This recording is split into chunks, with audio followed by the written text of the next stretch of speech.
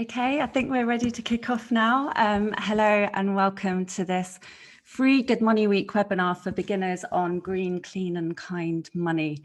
I'm Charlene Cranny and I direct Good Money Week, and this year we're asking everyone to consider a clean slate, green slate when it comes to their finances. In case you're new to Good Money Week, it's a national campaign to raise awareness of ethical and sustainable options for your finances. So banks, pensions, savings and investments. So if you're making a difference by using environmentally friendly products, reducing your meats and plastic waste and using a renewable energy supplier, this is another really powerful way you can have a positive impact. We polled the British public on money and the pandemic and found some of the following statistics. Nearly 40% of Brits say they weren't financially prepared for a pandemic, which is no surprise, but it's good to be prepared for tough times like losing a job or getting sick. But on the upside, over half of us actually saved, 30% are taking their finances more seriously, and nearly 40% of Brits want a financial revamp. We also found out that we're a country of environmentalists. David Attenborough and Greta Thunberg came out top of public figures who exemplify the types of ethics and values we want to see more of in Britain, with Marcus Rashford third. And just over a third of us want to lower our emissions as the UK builds back better, even if it takes a bit longer. So how do we match these values to the way that we save and invest? We have some industry experts here to answer all your questions that you sent through, to give some guidance on, or in a way that we can all make sense of. So perhaps you can start with some quick introductions, please, experts. Shall we start with Fergus? Yeah, good afternoon, everybody, and thanks for joining the webinar. As Charlene says, great to have you all on, and hopefully you'll get a lot out of the webinar this afternoon. My name is Fergus McCarthy. I'm the UK Distribution Director for Aberdeen Standard Investments, and in very simple terms, that basically means that I am responsible for executing and designing our distribution strategy, dealing with financial advisors, wealth managers across the UK. So if any of you are out there watching this and you're thinking about where to go to get advice on investing in an ESG, if you can speak to a financial advisor or wealth manager, it's my team that are dealing with those financial advisors and wealth managers. And there's a lot of conversations happening right now across the UK with those firms about sort of how they look at integrating better ESG into their investment propositions. Great, thank you so much, Fergus. Shall we move on to Alistair?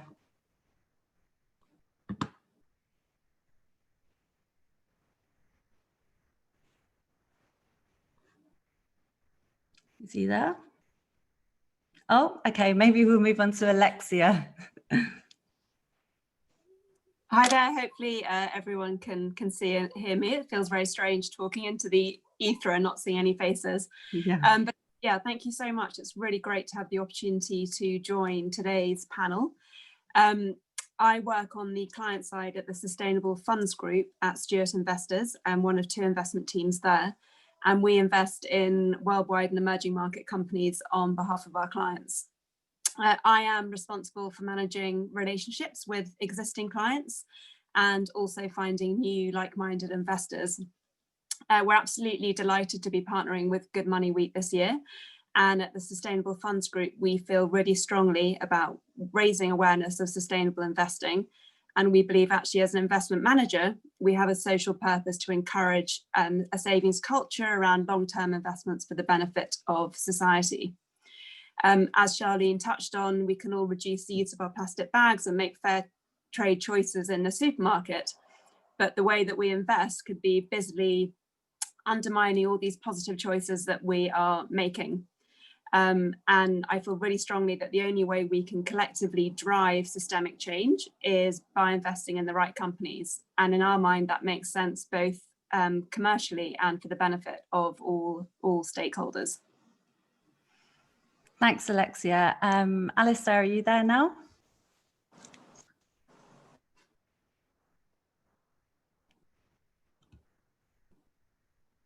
No? Okay, we'll move on to Peter then. Hi, Peter Webster, CEO of the Eiris Foundation. Thanks to Alexia, particularly Charlene, for all the huge work that's gone into this Good Money Week, and very much looking forward to this webinar. So thanks to everyone who's joined. The Eiris Foundation is an independent charity focusing on how to maximise the impact of responsible investment, and one of our areas of work is how the individual can make the best contribution. And we have a 30-year history, having set up Eiris 30 years ago doing ESG research. Then we sold it to Vigio to form Vigio Eiris, which has just last week been rebranded as VE within the Moody's risk assessment business. So why is sustainable investment important? I think two areas. First, the transformations that we're all looking at, climate, cities, many others, are going to require a vast amount of capital. So getting sustainable finance in terms of investing in new companies, green bonds, all of these things, really vital to their transformation. And secondly, they're going to require existing assets to be governed in the best way, and for companies to adopt new strategies and be part of the change themselves. So the idea that investors, as Alexia was saying, should invest in the right companies, should use their votes with companies, should pass those kind of messages on to all existing assets, as well as investing in new stuff, I think is really important if we're going to make all these big changes that we need to make. Amazing. Thank you so much. Just Peter, your sound is a bit crackly for the conversation in a bit. Alistair, I think, has dropped off, unfortunately. Just a classic type of thing to happen during one of these. So I think what we'll do is just move on to answering some of the questions that all the attendees sent through. We had loads of questions, but let's just start from the beginning. Let's say I have come into some money, or I only have £50 a month to invest. Where do I start my journey? Where would I even start to think about becoming a sustainable or ethical investor? Alexia, do you want to have a go at that first?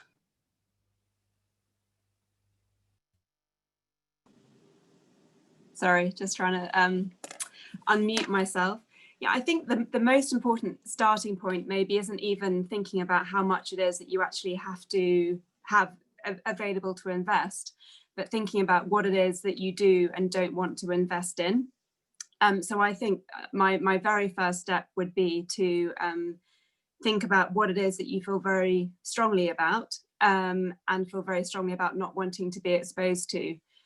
And then once you've cleared that in your mind, which is not always that easy to do, and there is of course the danger of saying you don't want to be invested in anything and then coming up with an investment portfolio that really isn't diversified at all. But then once you are clear, there are a number of places that you can go for support, and some of the fantastic guides that have been released by organisations like Good Money Week. There's a lot that you lot of resource on the internet to understand a little bit more about what is meant by ESG and sustainable investing. So anything from websites like Make My Money Matter, Ethical Investment Week, of course, is a fantastic opportunity to pick up more information. There are also increasing opportunities and platforms being launched which allow you to focus entirely on sustainability funds, and only the week before last something called the Big Exchange launched, which is something that we're delighted to be a founding supporter of, and that is a platform which is attempting to get past the absolute array of confusing ESG acronyms out there and simply present a number of sustainability funds with a clear explanation of what it is that each of the funds are trying to achieve. So that's one of the places that you could consider starting to look at. Thanks, Alexia. That was great. That was a really good introduction to some places to get started. Fergus, do you have anything that you could add to that? Yeah, no, I mean, not really. I was just thinking what Alexia was saying there in terms of, I think the really important piece is to think about as an investor what your own values are and how you want to express those. And I think as an industry, one of the things that we need to do a better job of is articulating the terminology that we use when we're talking about these kinds of investments. I was reflecting on some of the questions that we had previously, and I was thinking to myself that, you could go back 10 or 20 years ago and we talked a lot about ethical funds. And I think what we need to think about now is we talk about ethical, we talk about sustainable investing, we talk about responsible investing, we talk about impact investing.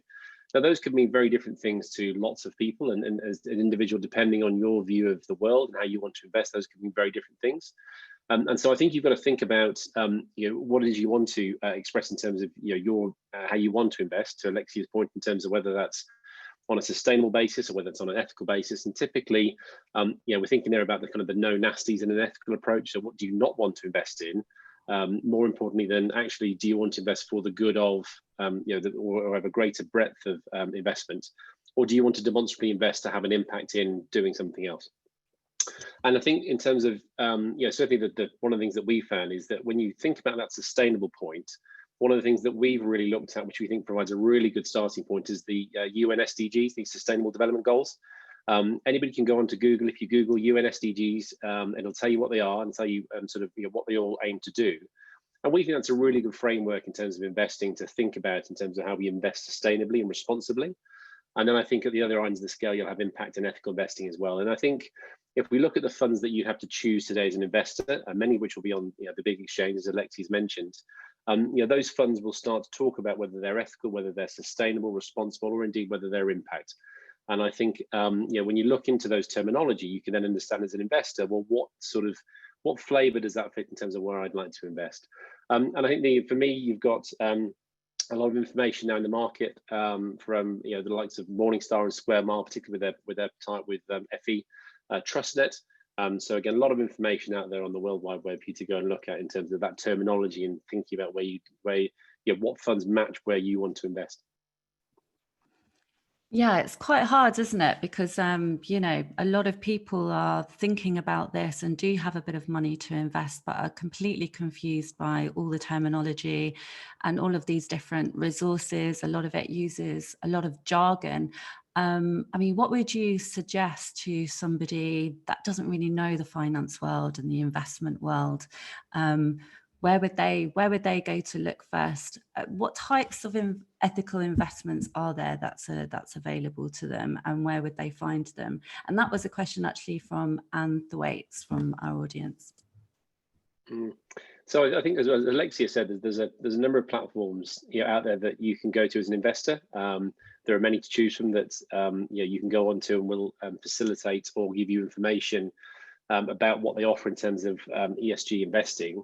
But I think as with anything, if you think about sort of going into into Google and then looking at googling some of these terms, and actually if you go onto a website like a TrustNet, for example, which is a very certainly I found a very good website as I think about myself as an investor, which I am, and as a consumer, then the TrustNet website I find is really useful. And they've started to do much more around sort of specific areas of ESG. In terms of information, so you can go on there and there's a wealth of information there available. You can go on to, certainly from an Aberdeen Standard Investments perspective, we have a dedicated site now for all things ESG in terms of talking about the terminology, what it means, how we articulate and execute that from an investing perspective. And so I think it's Charlene, there's a lot about sort of gathering that information. That information, unfortunately, is in a lot of places, but I think there is a much greater breadth of that information now available to people. You just have to go and look for it. As with everything on the web, and go and explore for yourself kind of what these terms mean. Broadly, when we think about our products today and our products in the future, what you'll see us articulating at Aberdeen Standard Investments is we'll be articulating broadly around those three sort of flavors of fund, which is ethical, where we think about we think that potentially goes more bespoke in the future. So what do you not want to invest in? Sustainable and responsible investing, which is sort of broader investing for good, and then the impact investing, which is what I want to do to have a genuine impact in making a difference in my investment. And I think if we broadly sort of anchor as an industry, which we are starting to do around those three themes, it'll make people's lives a lot easier for the people we've got listening to the call today. Yeah, thank you. I also recommend the Good Money Week website, and also and the Good With Money website is actually really useful as well for sort of any beginners and people that aren't used to all these sorts of terms and strategies that you're hearing about. So I'm going to move over to Peter now, because we had so many questions come in about greenwash. Some of those people were Cameron Osborne, Natalie Shin, Vicky Cunningham. Peter, how do we make sure that we know what we're getting? How do we avoid greenwash? You've recently done some amazing research into what's out there. Yeah, how do we avoid greenwash? So we've been looking at this partly, Charlene, because you asked us to for Good Money Week. So I'm trying to think how individuals can go about this. So I want to suggest some general points about the funds to reassure people, because I agree with what people have said, that it's quite complicated and different funds are doing different things. But in a way, the good news, the 125 funds we looked at for this exercise, almost all of them have much lower carbon footprints than the market in general. Almost all of them are investing more in sustainable goods and services than the market in general. So there are definitely distinctions between funds. And it's important to look into the detail beneath the label. You can't just assume that if it's ethical or green, it must be for you. But there are those kind of broad trends that they, whichever one you end up with, you're very likely to get some of those things. I mean, as people have said, there are platforms. There's Julia Treadlow's platform, Fund Eco Market as well, that gives people a lot of detail on individual funds that we found very useful in doing this research. But I think, you've got to just look at what the funds say about themselves. Can you get a list of their holdings? Because you might have your own impressions of those companies. Most funds provide something. Some of them are limited only to top 10 holdings, but a good number of them you can get the whole list. So I think it depends a bit whether you want to do all the research yourself, as has been described, or whether you want to find a financial advisor who can step you through the kind of greenwash question. And I also wanted to add that, we're talking about funds here, but of course your bank account is also important. You might have an existing employer's pension scheme, which is also important. And there are now increasing numbers of things that those organisations can do. There are collective efforts that they can sign up to, there are initiatives they can take. So there's quite a lot to distinguish banks from each other, or pension funds, work that pension funds can do to improve things. So yeah, you may be looking at funds, but you should also think about your bank account and if you have an existing pension fund as well. Okay, so let's say that I'm looking at all of those things. What is the question I should ask to make sure that the fund that I'm investing in first is what I want it to be? How do I know that it really is, let's say, low carbon and caring for the environment? And then with our pension, what do we look for? What is the question that we ask? Is there a label? Is there something that they should be telling us? And then again with the banks as well, if there was a question or a document that we should be asking for, what should that be so that we can get to the bottom of it really quickly? Yeah. So I think it's always good to align the other things that are going on. So the EU is doing a lot of work on trying to make retail products disclose against their objectives. So actually asking for a lot of clarity on what exactly is the sustainability objective that you have in mind. Is it low carbon? Is it social equality? Get a clear statement of what colleagues have been talking about. What's the purpose of their venture in the first place? And then either you've got to do some research yourself or look up on the web, as has been suggested, or go to a fund manager to try and find out if they're doing what they say they do. For things like pension schemes, all pension schemes now can join up to the task force on climate-related disclosures, which is a way of showing what they're doing on carbon. So you can ask them what they're doing on that front. You can ask them about whether they're aligning with net zero as an objective. And as we saw in this research, some are and some have not yet done it. If you're looking at your bank, obviously, if you're looking at someone like Co-op or Triodos who make a big thing of this, they will set out clearly what they mean by sustainable banking.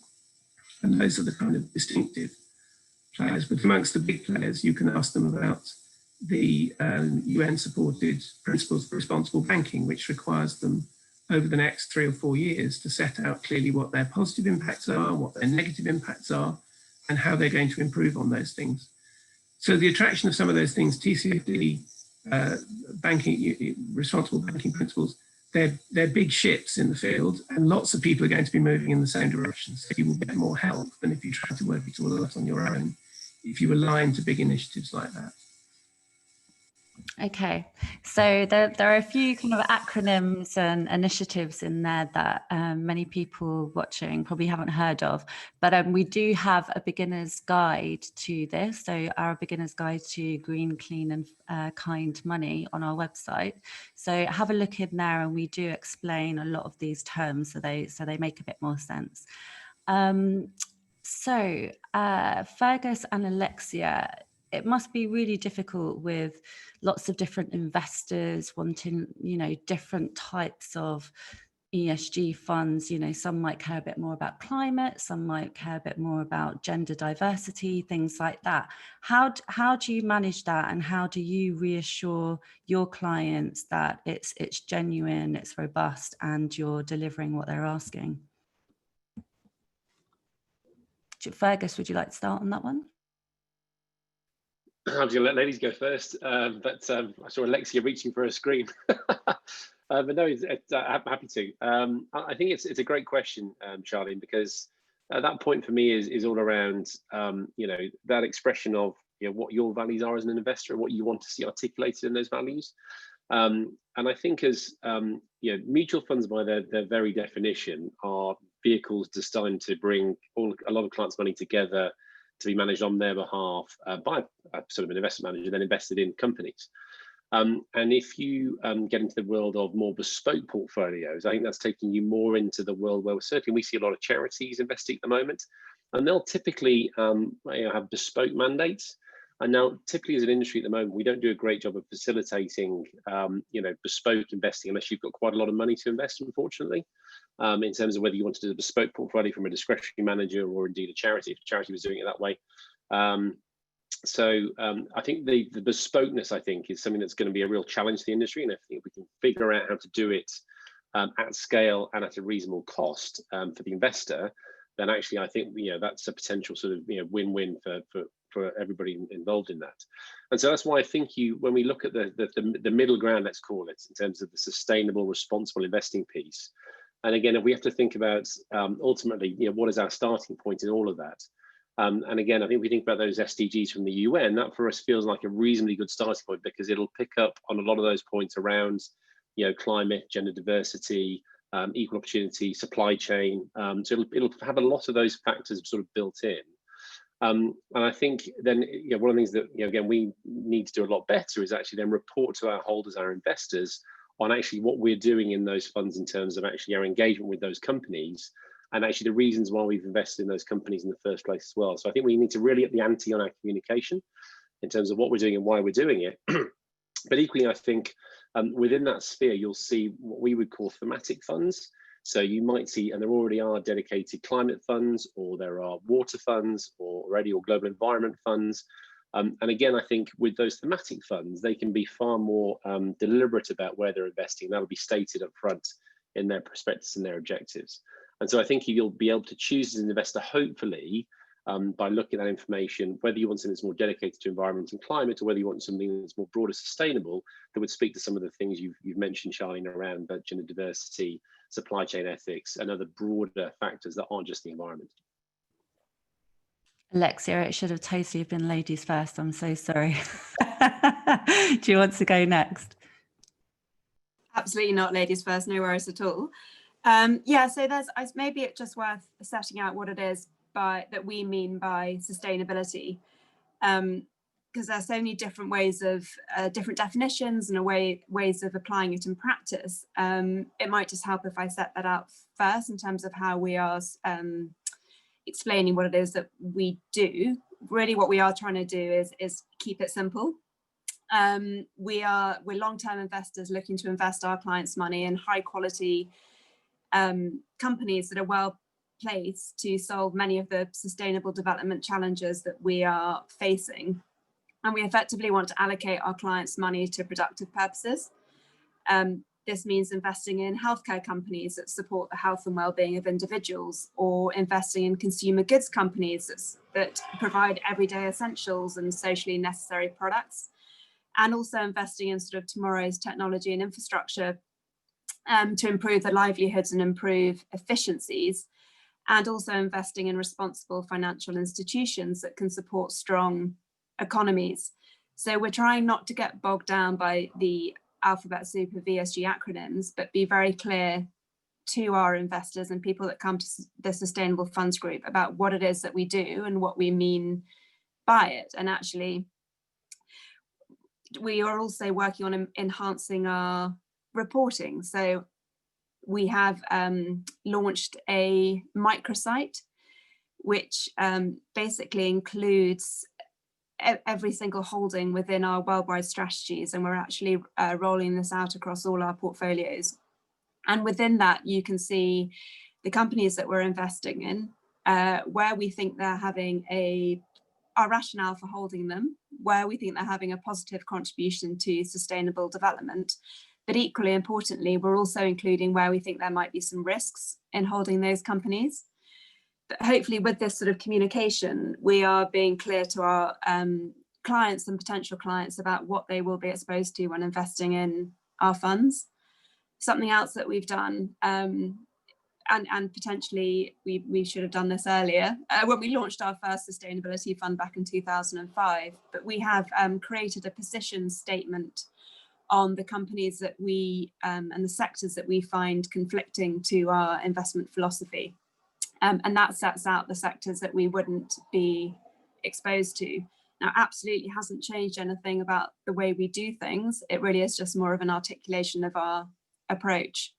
But all of this work that we're doing now is really trying to respond head on to greenwashing and help investors and people who are trying to navigate this space understand what it is that they will actually be investing in if they're going to invest in one of our funds. Thanks, Alexia.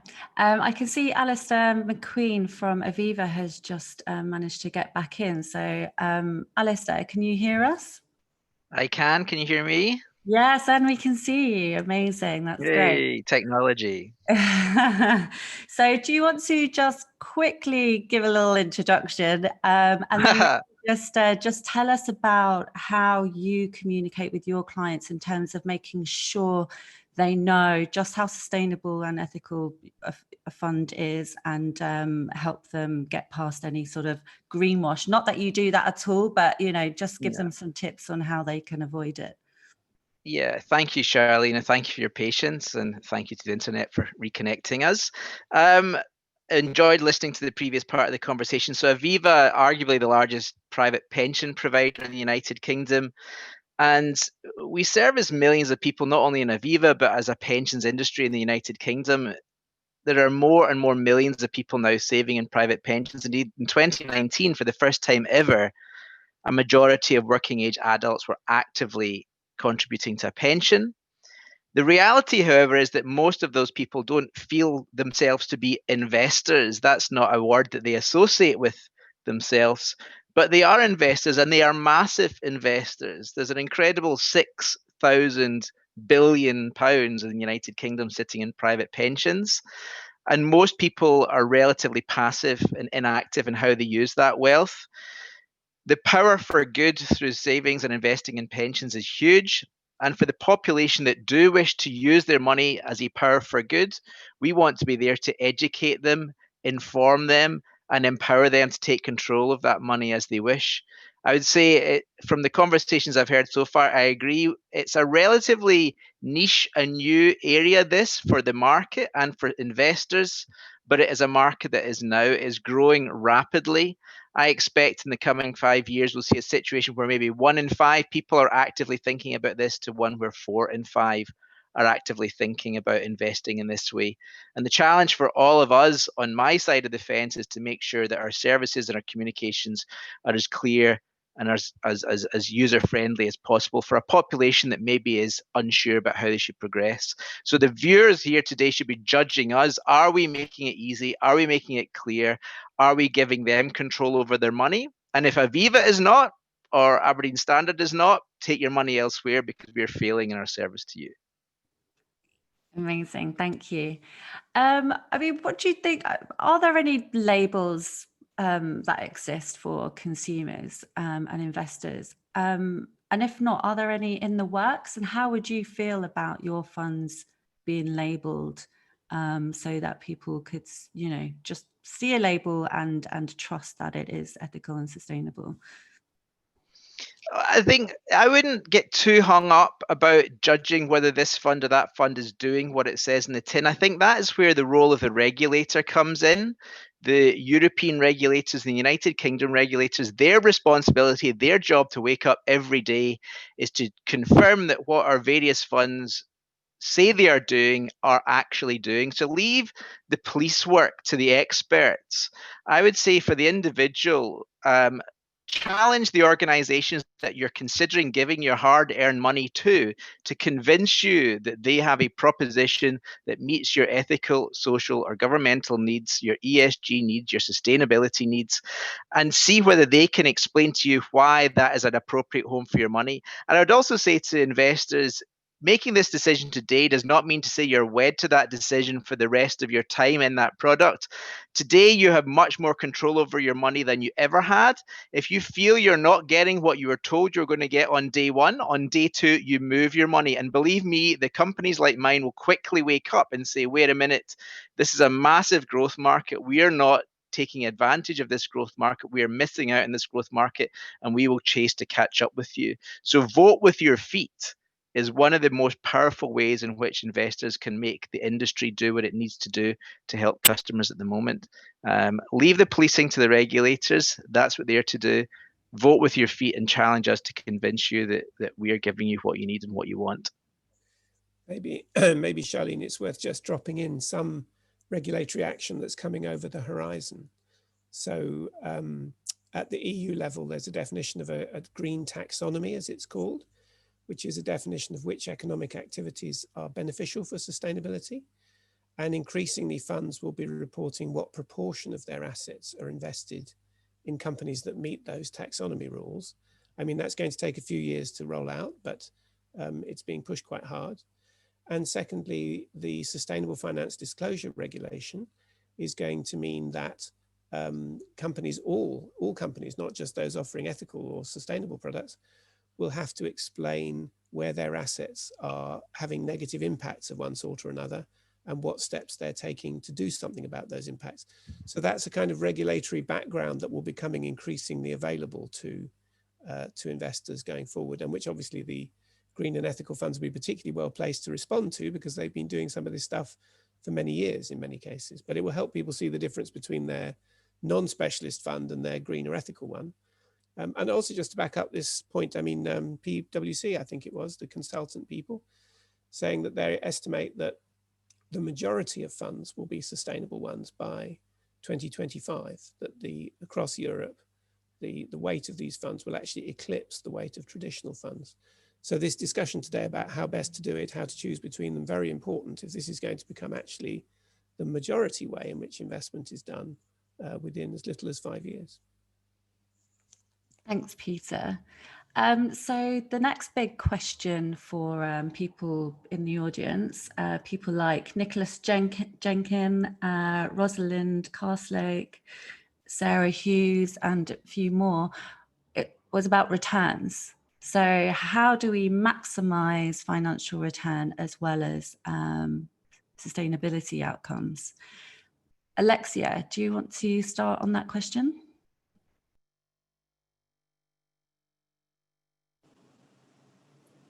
Yeah, sure. So there've been endless headlines, particularly in the last sort of 6 to 8 months, on ESG funds outperforming, which of course are all extremely positive for the sector. But I just think there are one or two things that people should consider when thinking about performance of funds. My view is that you absolutely need to consider it over the right timeframes. If you are investing only for next quarter's profits in the quick paper trading game, the sort of casino aspect of the stock market, flashing red and greens on the screens where traders can see a rolling tally of their performance that day, week, month, or even year, it's quite difficult to sort of pinpoint the impact of sustainability issues on performance. On the flip side, with a sort of 5-year plus investment horizon, the analysis of sustainability issues become absolutely integral to the process. And not taking these issues into account will make it much more challenging, I think, to protect your capital over the long term. Despite this, unfortunately, the average holding period for a share in a fund used to be about 7 years in the 60s, and I think now it's only about 6 months. But that's very much for us as investment managers to educate savers about the benefits of long-term investment, if it's feasible for savers to have their investments funds tied up for a greater length of time. But definitely investing with a longer term horizon absolutely necessitates a closer understanding and examination of sustainability issues. One other point I might just mention about ESG and performance is that I think it's important that risk is defined as people actually losing their hard-earned money rather than performance relative to a benchmark. If I was to talk to a real person about their retirement savings, I don't think it's going to provide a huge amount of comfort to hear that their investment fund has outperformed a benchmark if they have still actually lost about 20% of their savings. So those are just some slightly different angles on the performance case. Thank you. Fergus, how about you? How can we reassure people in the audience that they're not going to lose all their money, or, you know, they're not compromising on some really great potential returns by not investing in oil and gas and tobacco and the rest of it? What would you say to them? Yeah, so I think that the first thing I would say is that Alexia makes a great point there, which is that as an industry for too long, we've talked about benchmarks. And benchmarks typically mean very little to people outside of the industry. And actually success in investing, I think, it broadly is measured for most people by, you know, is my investment worth more than it was 6 months ago and 12 months ago? And it's as simple as that, I think. And in terms of, does it still, you know, does it give me, or does it allow me to do what I want to do in terms of the returns I'm getting from that investment? You know, Alice has talked about the importance of the pension there in terms of actually, you know, how, you know, actually less engaged people are in that. But there comes a point where you're going to have to make a decision about that pool of money coming out to you, and potentially have to make a decision with it. So I think in that vein, I think, you know, we think about absolute returns. I think the badge of sort of this trade-off between performance and ESG investing, I think, is rooted in sort of the historic way that we've done it as an industry. So I talked about ethical funds as being the real leader in this. And I started in this industry back in the late 1990s. And I remember having an ethical fund at the first company I worked for in the industry. And it was a fund that very much invested in what you might define as, what would have been then anyway, sort of more newer industry. And actually the breadth of companies it was able to invest in was actually quite small. So, you know, it didn't have tobacco, it didn't have arms, you know, as the kind of two sort of most notable ones. But then within that, there were some nuances around the sectors. And I think what's happened over the course of the last 25 years is that I think, you know, we've seen companies move on, but we've also seen structural changes in the companies that are listed on investable markets. So, you know, Alexia made the point about a 7-year time horizon being much shorter now. If you look at the US index as a barometer for the largest index, it has half the number of companies listed on it than we had 30 years ago. So there are less companies to invest in. But if we think about the growth in the sectors, and technology is probably the greatest example of this in terms of the dominance that technology now has in terms of sector basis, you know, technology has been that structural change that we've seen that goes across industries, goes across investors, and technology by its very nature tends to be, if we think about as an economy where we came from a very sort of heavy labor-intensive engineering, industrial revolution background, to what is now for, you know, a lot of companies, what is relatively light intensity capital investing. So actually companies, you know, like the big technology companies actually rely on no more infrastructure than data centers and the wires in the ground. So fundamentally, they're not producing the side, they're not side effects, but the side products of, you know, if you're producing petrol, there are lots of other bad stuff that happens outside of that. And so I think there's lots more for investors who want to invest sustainably, and as investors ourselves, and you know, as Alexia was saying, there's a lot more companies now for us to invest in where we could say, well, actually, we can see that these companies aren't involved in, you know, manufacturing or producing tobacco or cigarettes. That actually, you know, even in some of the oil companies, you know, we talk about BP and Shell. BP talk about, well, in whenever the year is 2030, they'll have 50% of their their output will come from renewables.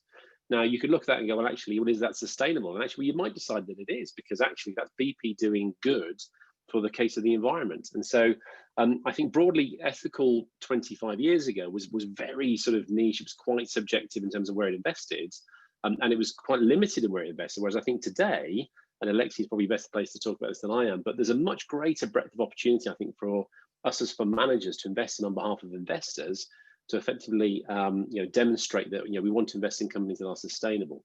And the last point I would make on that is, and the point Alistair made is as true for funds as it is for companies. If companies want to attract money from investors, whether they be institutions or private investors, they're going to have to demonstrate that they, what they do around ES and G. And they're going to have to really articulate that, because if they don't, they're just not going to get the money from us or indeed the big institutions that run those pension schemes. Thanks, Fergus. A bit of research that I always cite when people ask me about this is the Morgan Stanley research. They analysed 11,000 funds over a 14-year period and found that sustainable funds perform just as well as non-sustainable, and actually outperform during periods of volatility, which we saw again during the pandemic. So I hope that reassures people somewhat. And I mean, there's a lot of research out there that says similar things. But Alistair, what do you say when people ask you about returns and whether ethical and sustainable investments are worth it?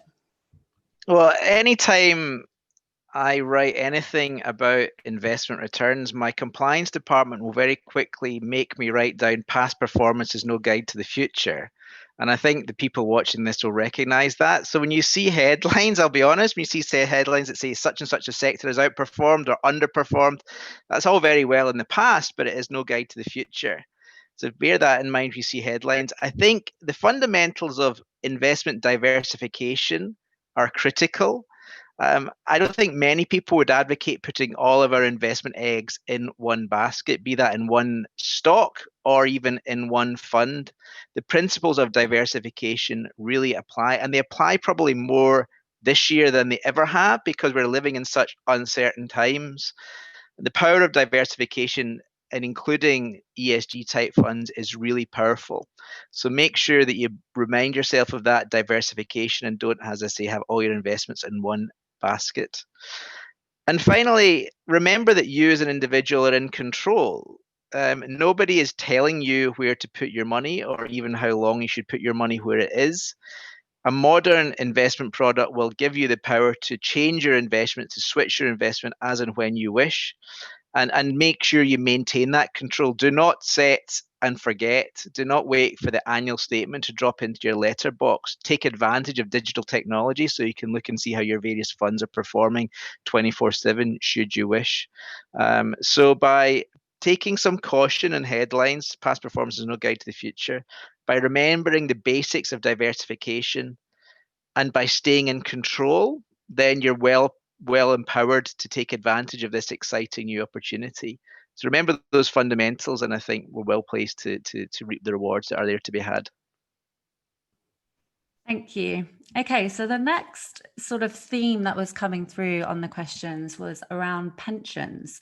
So Sarah Frost, Sam Smith, Lindsay Gibson, they were all asking about how to make sure that their pension is ethical and sustainable. So what could you say to them? I'll start with you, Alistair.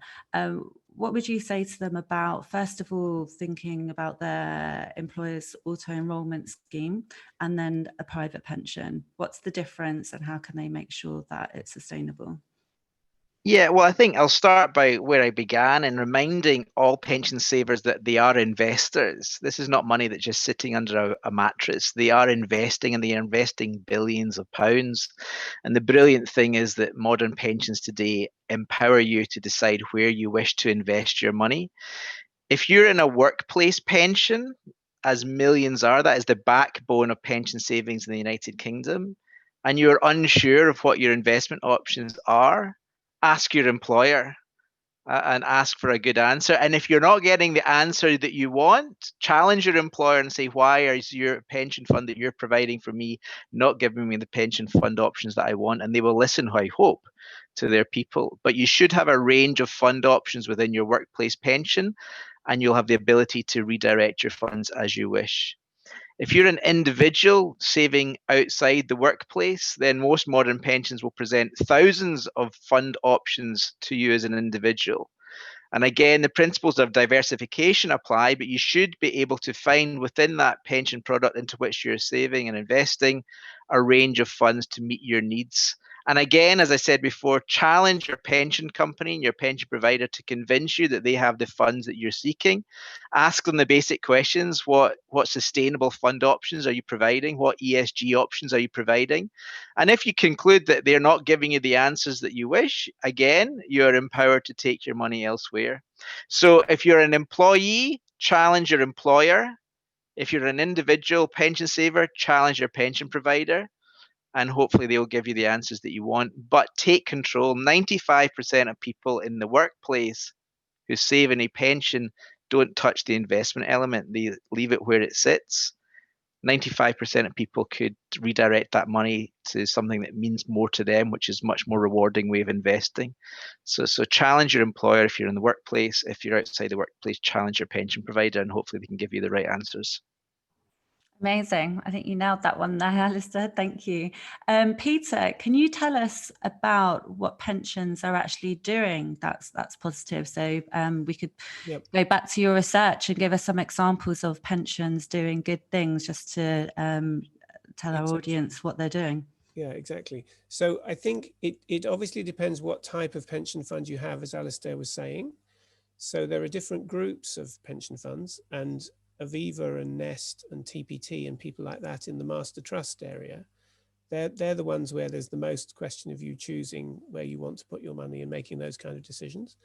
But if you're in a local authority pension scheme or a company final salary scheme still, your route to sustainability is probably more about trying to influence the pension fund that you're investing in already. So you can ask them, are you part of the Carbon Action 100 plus engagement effort to get companies to reduce their CO2 emissions and get on a net zero pathway? You can ask them whether they're going to sign up to a net zero framework to move the pension fund towards the net zero commitment that we've made as a country by 2050, but probably needs to come a bit sooner. And within these different groups of pensions, there's different exemplars to look at. So if I was looking at the master trusts, which is where a lot of the defined contribution schemes are, I'd be looking as Aviva, so Alistair, but looking also at Nest and TPT as people who've done a range of things across this area. If I was looking at local authority pension funds, they're now grouped together in pools. So you have to look at what the pool that the pension fund is investing in is doing. And the Brunei Pensions Partnership, LGPS Central, Local Pensions Partnership, they were the ones who had most of the things that, more of the things that we were looking for. And it goes across partly what Fergus was speaking about. Has the pension fund made a commitment to the Sustainable Development Goals, which is the 2030 UN Agenda for Economic Transformation? Have they done stuff on net zero? Have they picked up the Black Lives Matter campaign at all? Are they thinking of getting messages through to the companies they invest in about diversity and fairness in that way? If you're in a private company scheme, there are still leaders there too. The HSBC Bank pension scheme, for example, or the BT scheme would both be people to look at as models, and then see if you can persuade your existing pension scheme, joining with colleagues in the scheme, talking to the employer, as Alistair's saying, see if they can become more sustainable. Because as well as moving your own money in a sort of small boat strategy, if you can move the big oil tankers, the big funds that exist already, in a direction of sustainability, you may be doing as much or even more for the total. And in a way, the way in which some of these big asset owners have looked at this is more evidence to the question you were asking before, you know, is it financially sensible? One has to ask oneself, why are about half of the world's managed assets joining things like PRI, with the owners pushing heavily on the managers to do more of this stuff? And it is because they've made a hard-nosed judgment that the long-term value of their assets will be greater if sustainability concerns are taken into account. I mean, whatever the short-term up and downs, they are sure that if climate change is not addressed, their funds will be worth less in the long term. So you've got some very big players who are very clear that long term, this is a cunning plan. Thank you. Okay, so we've got 10 minutes left. We're going to end with just some simple top tips that we can leave people with. But I have this one last question from Tanya Payne, which I think is a great one. And she asks, what might be immediate next steps to move towards sustainable finance becoming the default for pension investments and corporate loans? Alexia, do you want to start with that question?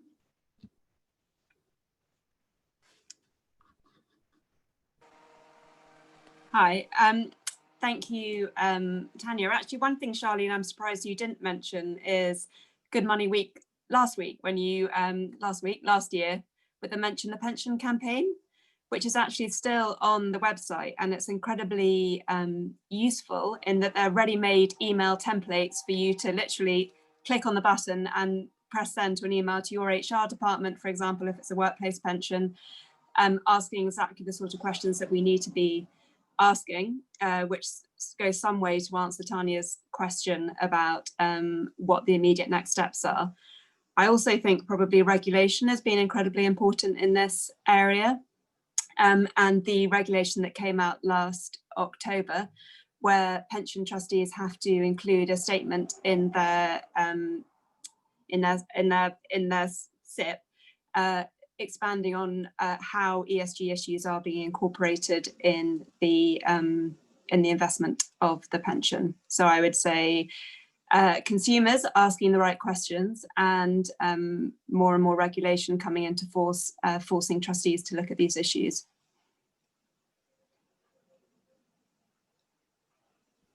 Thanks. Fergus, do you have any comments on that? So default sustainable finance for pensions and corporate loans. Yeah, only that I think it's going to we're going to see more of it, Charlene. I think the regulator, and again, Alistair made the point, letting let the police do the work. Certainly, I think if we think about it from an advisory perspective, one of the things that we know is coming over the hill in the new year at some point will be the mandatory requirement for advisors and wealth managers, when they're speaking to investors, to actually ask them about what their ESG beliefs, views are. And they'll need to record that as part of the mandatory fact find that they have to do with clients. So we can already start to see it coming into play. And I think, again, particularly a number of default schemes now in terms of thinking about, the regulation that will come both from, the European regulator, the UK regulator, but then more broadly from what the UN is doing and other, nations and governments are doing. Increasingly, we're just going to see more and more pressure, I think, to, on default schemes, particularly, where necessarily I was thinking what Alistair was talking about. Investors, as investors, you have the say. You are the investor. You can make decisions, have choices. Trustees and pension schemes are there to act on behalf of the investors in the scheme. To sort of guide and help, direct where that scheme money is invested. So it's the trustees that you can lobby and speak to about that. I think there's just going to be more and more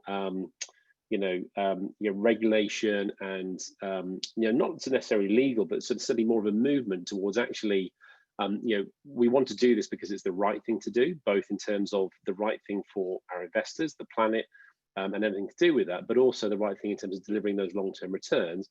And we can do that on a sustainable basis. So actually, Fergus, just to build on that, in a way, the individuals, one of the best things they could do would be to write to their provider or whoever they're thinking of working with and ask them, what are their plans to deal with forthcoming regulation? Because, it is coming quite soon, a lot of this, and more pressure on people to think in advance and come back and explain what they're going to do would all help build that momentum. Yeah, totally agree, Peter. Yeah, so this is great news for consumers. This stuff will be more readily available to them and it won't be so difficult to find. So that's great. So I think we're going to have to move on to our kind of final top tip to leave people with. So the slogan for the campaign this year is clean slate, green slate. So what's the one thing that you would advise members of the public on in terms of making their finances green?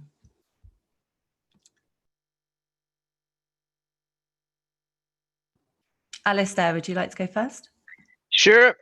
My first piece of advice is be curious and explore. If you're not feeling confident in this area, you're like most people in this area where people are getting used to this environment, but the power is in your hands and you don't need to put all your funds in one basket. as little as £5, as the Good Money Week campaign says. So be curious, explore, and then that's the first step towards taking advantage of this opportunity. Great, thank you. How about you, Alexia? So my number one tip would be exactly that. Ask the right questions. Don't be put off by investment and the horrible terminology that flies around our industry, and use all the fantastic resources out there to help explain and help you navigate it, whether it be online resources such as the Fund Eco Market, Boring Money, Make My Money Matter, Ethical Investment Week, or of course there's also the Ethical Investment Association, which is an association of financial advisors from around the UK that are dedicated to the promotion of green and ethical investment. And challenge the greenwash, challenge the fund managers on the claims that they're making about the sustainability impact of their investments. Thank you. That was loads of tips, Alexia. Thank Sorry. you. Fergus, would you like to go next? Yeah, I think it's one of the points that Alexia picked up on there. I think that sometimes people can look at investing and think it's difficult. Alistair made the point as well. There's this mythical thing that happens. My advice would be just think about what you're all doing in your daily lives. You're all recycling. You're all probably using less plastic. You might be eating less meat. You might be choosing, as consumers, you all choose brands based on brand values. And I think if you then take that to the next logical step, and I'm having these conversations with my 13-year-old already, is that, is think about what companies you might want to invest in that you think reflect your values. And then you can, in thinking about that and thinking how you might do that on what you do on a day-to-day basis, you can then go away and it's, Alistair made the point very well, which is, be curious and explore, because as you heard from Alexia, there is so much information out there now. And that's both a pro and a con, I guess, because there is so much information out there. But think about what you do in your day-to-day lives, and then go away and explore in terms of actually funds that purport themselves to be global environment or climate or sustainable funds, and just look at the information. Look at where they're investing. They will all publish, some more so than others, but they'll all publish their top 10 as a bare minimum in terms of where they're investing. They should all have some sort of policy. And as Peter says, ask us the questions. As investors, you control where that money goes. So write those letters, send those emails, ask the questions where the people are investing your money. Thanks, Fergus. That was great. Peter, final tip from you. Yeah, I mean, what's been said is really good. And I particularly agree with Alexia about asking good questions. Above all, don't be intimidated. So it feels a bit scary to ask a financial institution a brave question, but it's your money, it's your right to ask those questions. Don't be intimidated. And it really works when people read authentic communications saying, this is what I'm thinking, this is what I believe in, this is what I want.